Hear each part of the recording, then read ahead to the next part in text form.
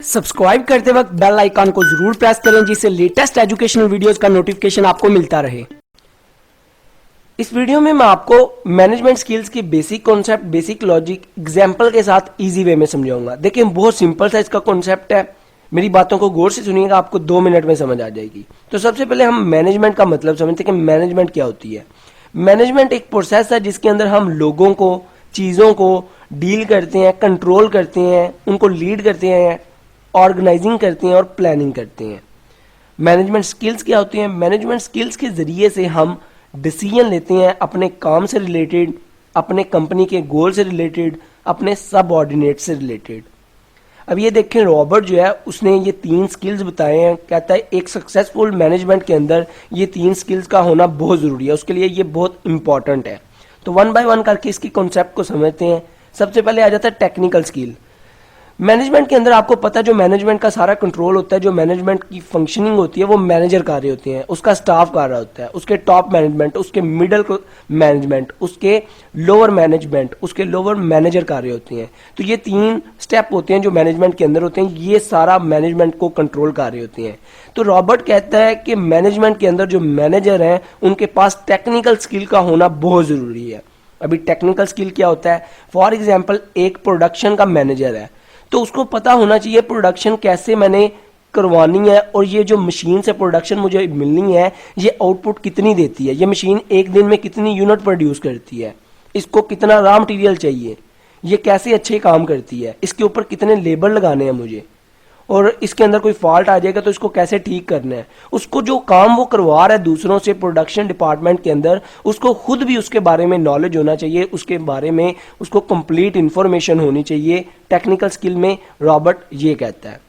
और खाली ये नहीं कि उसको अपनी मशीन के बारे में, अपने डिपार्टमेंट के बारे में नॉलेज होना चाहिए, उसको डिफरेंट टेक्निक्स भी पता होनी चाहिए अपने डिपार्टमेंट से, अपनी जॉब से रिलेटेड। लाइक अभी प्रोडक्शन डिपार्टमेंट का जो मैनेजर है उससे पता होना चाहिए हमने कैसे कम से कम जो वेस्टेज है करनी है, मतलब जो रॉ मटीरियल उसकी वेस्टेज बहुत कम करनी है, कैसे उसको मिनिमाइज करना है, उसको ये टेक्निक्स पता होनी चाहिए।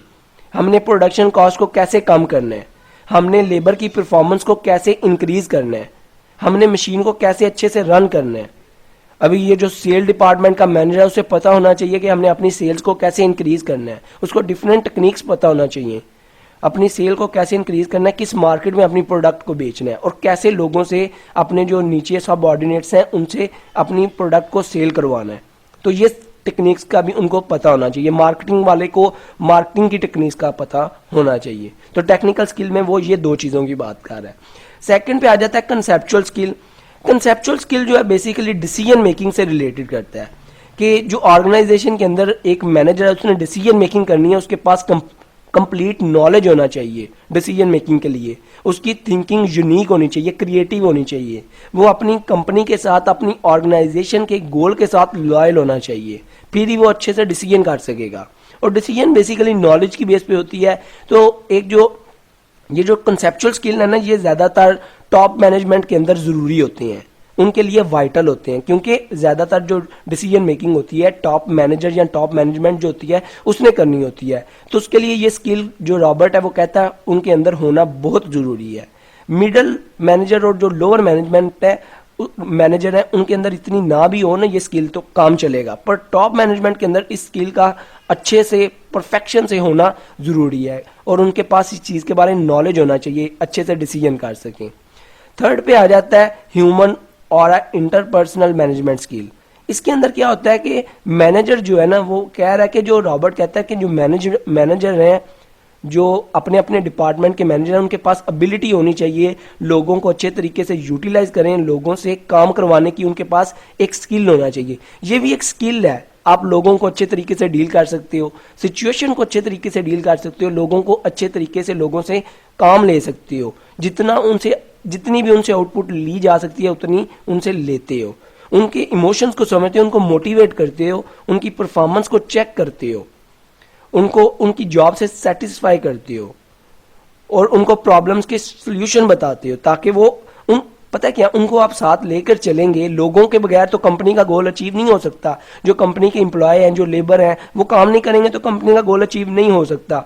तो ये जो ह्यूमन स्किल है, इसके अंदर मैनेजर के पास ये स्किल होना चाहिए। वो अपने जो लेबर हैं, अपने जो सब ऑर्डिनेट हैं, उनसे अच्छे तरीके से काम करवा सके, उनकी परफॉर्मेंस को देखे, उनको मोटिवेट करे। वो अगर अच्छे से काम नहीं कर रहे, अगर वो अपनी जॉब से सेटिस्फाई नहीं, चेक करे क्यों नहीं सेटिस्फाई, उनको सैलरी की प्रॉब्लम है, उनको छुट्टियां चाहिए, वो इमोशनल डिसेबल हैं या इंस्टेबिलिटी है इमोशनल, उनको चेक करे, उनको रिलैक्स चाहिए, ये सारी चीज़ें वो चेक करता है। उसके अंदर ये स्किल होना ज़रूरी है। तो ये 3 इंपॉर्टेंट स्किल्स से मैनेजमेंट के अंदर जो होते हैं। आई होप आपको इनका कंसेप्ट पता चल गया होगा। वीडियो अच्छी लगी हो तो सब्सक्राइब और लाइक करना मत भूलिएगा। अपना बहुत ख्याल रखिएगा, दुआओं में याद रखिएगा। Good bye.